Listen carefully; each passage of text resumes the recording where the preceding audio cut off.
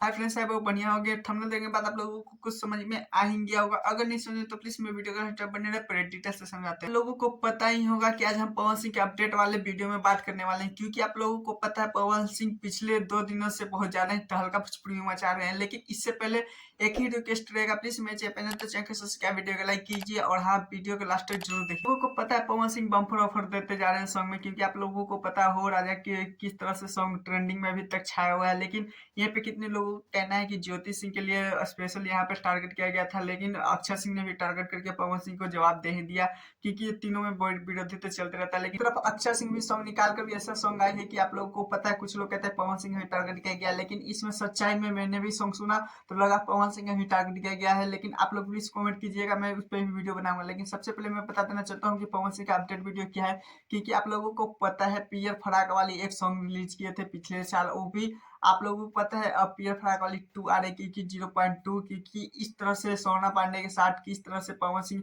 बहुत ज्यादा ही shooting complete करते हुए नजर आ रहे हैं। लेकिन वहां पे लोगों का कहना था कि ज्योति सिंह भी पहुंची थी, लेकिन ज्योति सिंह को वहां पर क्यों किया काम रहेगा जो पवन सिंह के शूटिंग पे पहुंचेगी, ये सब एक अफवाह फैला हुआ गलत है। लेकिन हाँ, इतना सच्चाई, क्योंकि आप लोगों को पता है पवन सिंह के टीम के अनुसार पता चला है कि कल पवन सिंह का पियर फराक वाली 2 शूटिंग का पोस्टर रिलीज होने वाला है और कल शाम शाम तक सॉन्ग भी रिलीज हो गया है।